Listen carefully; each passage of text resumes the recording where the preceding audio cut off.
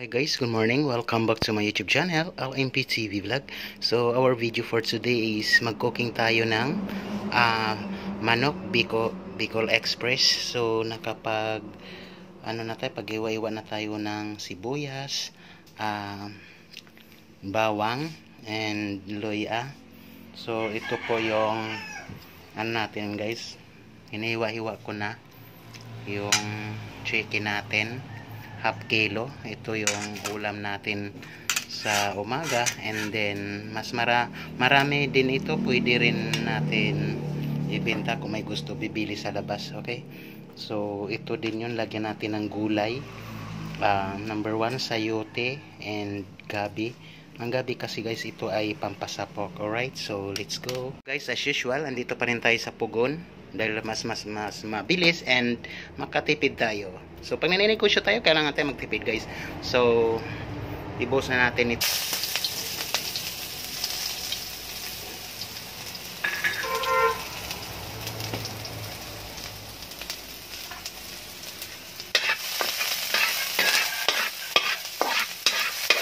So konting pa-brown.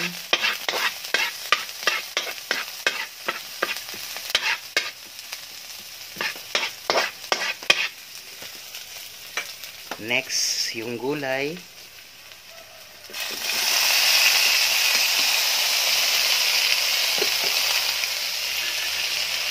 Ang gulay na sayote guys is gamot din yan.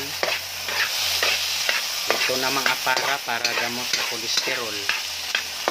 Ayan, dito lang sa mga kabundukan ng mga gamot natin. Yan, hindi nakaalam dyan.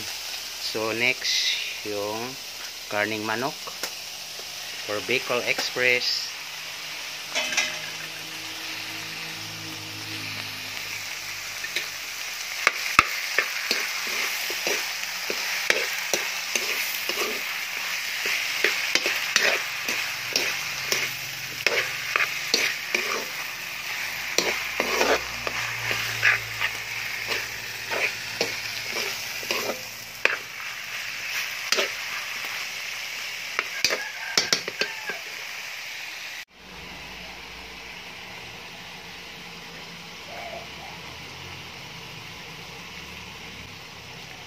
So konti lang ilagay ninyong sauce dahil lalagyan natin ng gata dahil Bicol Express po yan. Okay, natin ang siyang lagyan din natin siya ng black pepper para mabango.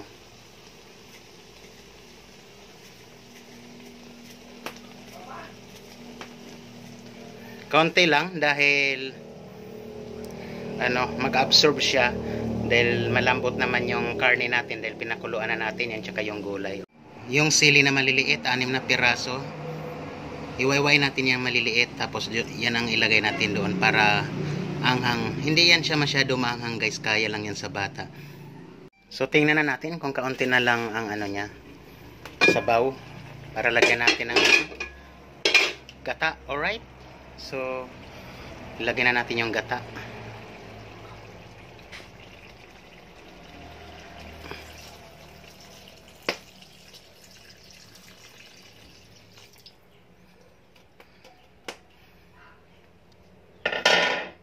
Next natin itong sili. Yan, ito yung 6 na piraso.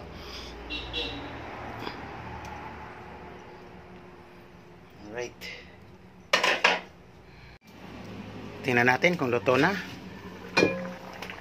Wow, kulo na kulo. Alright.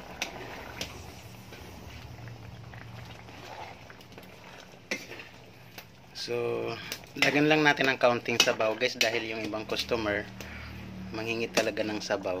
Okay, so guys, luto na. Alright, luto na guys.